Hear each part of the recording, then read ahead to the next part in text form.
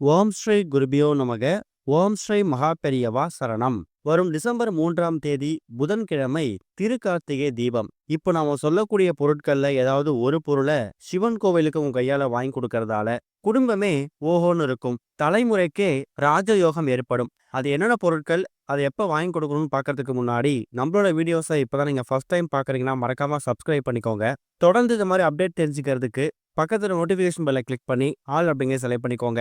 இப்ப திருக்கார்த்திகை தீபத்தன்னைக்கு சிவாலயத்துக்கு என்னென்ன பொருட்களை வாங்கி கொடுக்க போறோம் அப்படிங்கிற பத்தி தெளிவா தெரிஞ்சுக்கலாம். தமிழ் மாதங்கள்ல 8வது மாதமாக வரக்கூடிய கார்த்திகை மாதம் எக்கச்சக்கமான ஆன்மீக சம்பந்தப்பட்ட விஷயங்களுக்கான ஒரு அற்புதமான ஒரு மாதம். சொல்லப்போனா திருக்கார்த்திகை தீபம்னு அழைக்கப்படக்கூடிய அற்புதமான இருள்ல இருக்கக்கூடிய நம்ம வாழ்க்கைய ஒளிமயமா பிரகாசமா மாற்றக்கூடிய தினமும் இந்த கார்த்திகை மாதத்துல தான் வரும். ஒரு வருஷமும் கார்த்திகை மாதத்துல வரக்கூடிய கிருத்திகை நட்சத்திரத்தன்னைக்கு நாம எல்லாருமே சிவபெருமானுக்கும் முருகப்பெருமானுக்கும் ரொம்ப உகந்த இந்த ஒரு திருக்கார்த்திகை தீபத்தை கொண்டாடுறோம். இருட்டுல இருக்கக்கூடிய நம்ம வாழ்க்கை பிரகாசமா ஒளிமயமா மாறணும், இறங்கு முகமாக இருக்கக்கூடிய வாழ்க்கை ஏறுமுகத்தை சந்திக்கணும் அப்படின்னு நினைக்கிறவங்க தாராளமா திருக்கார்த்திகை தீபத்தை வழிபாடு செய்யலாம். சிவபெருமான் ஜோதி ஸ்வரூபமா மகாவிஷ்ணுவுக்கும் பிரம்மனுக்கும் காட்சி கொடுத்தது இந்த ஒரு கார்த்திகை மாதம் தான். ஒரு வருஷமும் திருவண்ணாமலையில கார்த்திகை தீபத்துக்கான உற்சவம் 10 நாட்கள் கொடியேற்றதும் நடக்கும். டிசம்பர் 3ஆம் தேதி மாலை ஒரு 6 மணிக்கெல்லாமே திருவண்ணாமலையில சிவபெருமான் ஜோதியா காட்சி கொடுப்பார். அப்படி காட்சி கொடுத்ததுக்கு பிறகு நாம நம்ம வீட்டுல அகவிளக்குகளை தீபங்களை ஏற்றி வைத்து வீடை ஒளிமையா மாற்றும் போது அந்த சிவபெருமானே நம்ம கூட அமர்ந்து நமக்கு அருள்பாலிப்பார் அப்படிங்கிறது ஒரு பெரிய நம்பிக்கை. திருக்கார்த்திகை தீபம் அப்படிங்கிறது சிவபெருமான் வழிபாட்டுக்கு மட்டும் முக்கியத்துவம் கொடுக்காம முருகன் வழிபாட்டுக்கும் முக்கியத்துவம் கொடுக்கணும். சிவபெருமானோட பிள்ளையாக இருக்கக்கூடிய முருகனுக்கும்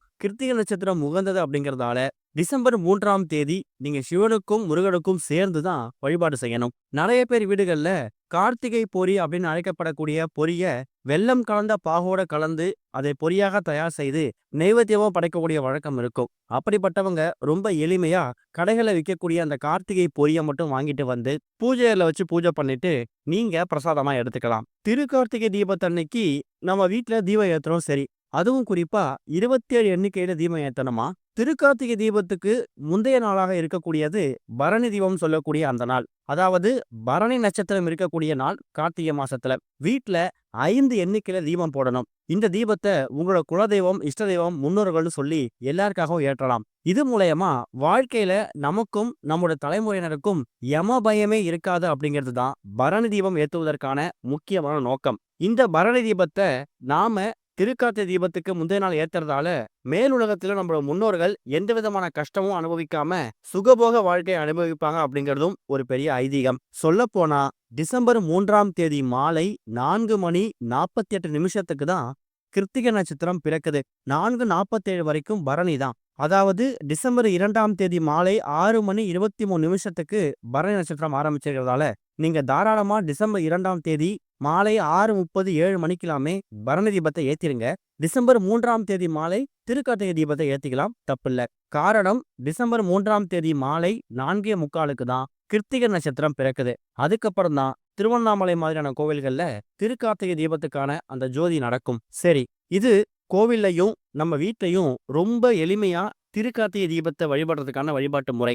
எல்லோராலையும் திருவண்ணாமலை கோவிலுக்கு போயிட்டு அந்த ஜோதியை தரிசனம் பண்ண முடியாது, டிவியில பார்க்க முடியும். ஆனா நம்ம வீடப்போட சிவாலயத்தை நம்ம திருவண்ணாமலையா நினைச்சுக்கிட்டு நினைத்தாலே முக்தி தரக்கூடியது திருவண்ணாமலைன்னு ஒரு பெரிய வாக்கே இருக்கு.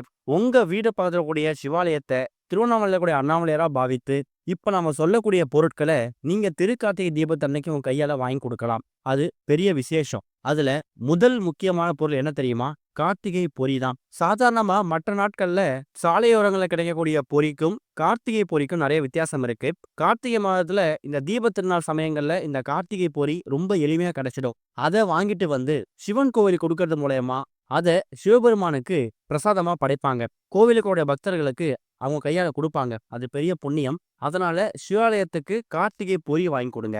அடுத்ததா நிறைய பேரு அவங்க வீடு பகுதியில கோவில பாத்தீங்கன்னா சரியா பராமரிப்பு இல்லாம தீபம் ஏற்றத்துக்கான அந்த தீப எண்ணெய் இல்லாம திரி இல்லாம ரொம்ப கஷ்டப்படக்கூடிய இருக்கக்கூடிய கோயில் கூட இருக்கலாம். அந்த மாதிரி இருந்துச்சுன்னா நீங்க கொஞ்சம் கூட யோசிக்காம உங்க கையால சிவாலயத்துக்கோ இல்ல மற்ற கோவில்களுக்கோ கார்த்திகை தீபத்துக்கான அந்த தீபம் ஏத்துறதுக்கான எண்ணெய், திரி, இது மாதிரி பொருட்களை உங்க கையால நீங்க வாங்கி கொடுக்கணும். அது மூலியமா இருள்ல இருக்கக்கூடிய உங்க வாழ்க்கை பிரகாசமா மாறும். பராமரிப்பு இல்லாம இருக்கக்கூடிய அந்த கோவில்ல நீங்க வாங்கி கொடுத்துருக்கக்கூடிய அந்த பொருட்கள் மூலியமா அந்த ஒளி வந்து பிரகாசமா எரியும்போது உங்க வாழ்க்கையும் பிரகாசமா மாறும். அடுத்ததா சிவாலயத்துக்கு முக்கியமா வாங்கி கொடுக்கக்கூடிய ஒரு பொருள். இந்த ஒரு பொருள நீங்க மற்ற பொருள் வாங்கி குடுத்தா கூட குடுங்க, குடுக்காம கூட விட்டுருங்க.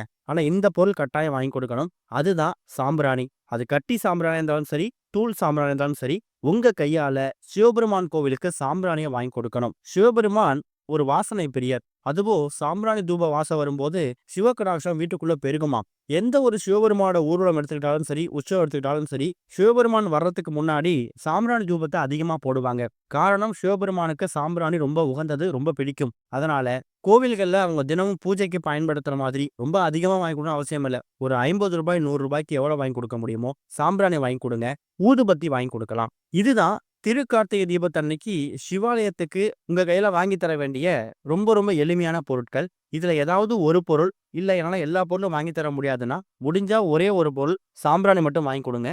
இல்லனா அந்த அகவிளக்கு, எண்ணெய், திரி, தீபம், கார்த்திகை பொறி இது மாதிரி உங்களால என்னென்ன பொருட்கள் வாங்கி கொடுக்க முடியுமோ அதை வாங்கி கொடுங்க. நினைத்தாலே முக்தி தரும் திருவண்ணாமலை அப்படிங்கறதால இந்த பொருட்கள் எல்லாத்தையும் வாங்கி கொடுத்துட்டு, அண்ணாமலையாரே எங்களால திருவண்ணாமலைக்கு வர முடியல, நேர்ல வந்து தரிசிக்க முடியல, எல்லா சிவாலயங்களையும் இருக்கக்கூடிய ஒன்ன எங்க வீடு பக்கத்துல சிவாலய ரூபத்துல அங்க வணங்குறோம். அண்ணாமலையாரே நீங்க எங்க குடும்பத்துல வாழ்க்கையில ஒளி ஏற்றி வைக்கணும். எப்படி பிரம்மனுக்கும் விஷ்ணுவுக்கும் நீங்க ஜோதி ஸ்வரூபமா காட்சி கொடுத்தீங்களோ அதே மாதிரி எங்க வீட்டுக்குள்ள எரியக்கூடிய தீபங்கள்ல ஏதாவது ஒரு தீபத்துல வந்து அமர்ந்து எங்களுக்கு நீங்க அருள் பாலிக்கணும்னு மனசார பிரார்த்தனை பண்ணிட்டு இந்த பொருட்கள் எல்லாத்தையும் திருக்கார்த்திகை தீபத்தன்னைக்கு வாங்கி கொடுக்கலாம். திருக்கார்த்திகை தீபம் இந்த வருஷம் நமக்கு புதன்கிழமையில வந்திருக்கு. மதியம் 12:30 ராகு காலம், காலையில 7:30 யமகண்டம். இந்த 2 நேரத்தை தவிர்த்துட்டு மற்ற நேரங்கள்ல எப்ப முடியுதோ வாங்கி கொடுத்துடுங்க. எப்படி பார்த்தாலும் டிசம்பர் 3ஆம் தேதி மாலை 4:47 தான் கிருத்திகை நட்சத்திரம் பிறக்குது. அதுக்கப்புறம் தான் எல்லா கோவில்கள்லையும் திருக்கார்த்திகை தீபத்துக்கான வழிபாடு செய்வாங்க. அதனால நீங்க இந்த 4:45 மணிக்குள்ளேயே எவ்வளவு சீக்கிரம் முடியுதோ அவ்வளவு சீக்கிரம் இந்த கார்த்திகை பொறி, தீப எண்ணெய், திரி, அகல்விளக்கு இது மாதிரி பொருட்களை வாங்கி கொடுக்கலாம். நிறைய கோவில்கள்ல பக்தர்கள் விளக்கு போறதுக்காக வருவாங்க.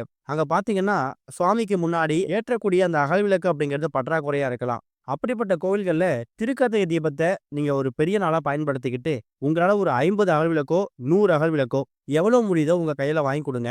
அந்த வாங்கி கொடுக்கக்கூடிய அகல்விளக்கு அன்றைக்கு ஒரு நாள் மட்டும் பயன்பட போறது கிடையாது. அதுக்கப்புறமா வரக்கூடிய பிரதோஷம், சிவராத்திரி இது மாதிரி எல்லா நாட்களையும் கோவிலுக்கு வரக்கூடிய பக்தர்கள் நீங்க வாங்கி கொடுத்துருக்கக்கூடிய இந்த 50 அகல் விளக்கு இருக்குல்ல, அதை தான் திரும்ப திரும்ப பயன்படுத்தி விளக்கு போட போறாங்க. அது இன்னும் பெரிய புண்ணியத்தை சேர்க்கும். முடிஞ்சா திருக்கார்த்திகை தீபத்தன்னைக்கு கோவிலுக்கு போயிட்டு கோவிலுக்கு வரக்கூடிய பக்தர்களுக்கு உங்க கையால ஏதாவது உணவு தானங்கள், அன்னதானம் கொடுக்கலாம். இது வந்து கட்டாயம் இல்ல. ஆனா மற்ற பொருட்கள் எல்லாத்தையும் நீங்க சிவாலயத்துக்கு வாங்கி கொடுக்கறது ரொம்ப விசேஷம். இந்த ஒரு திருக்கார்த்திகை தீபத்தன்னைக்கு நீங்க வாங்கி கொடுங்க. கண்டிப்பா அடுத்த ஒரு திருக்கார்த்திகை தீபத்துக்குள்ள இருள்ல இருக்கக்கூடிய நம்ம வாழ்க்கை ஒளிமயமா பிரகாசமா மாறும். ஓம் ஸ்ரீ குருபியோ நமக. ஓம் ஸ்ரீ மகாபெரியவா சரணம்.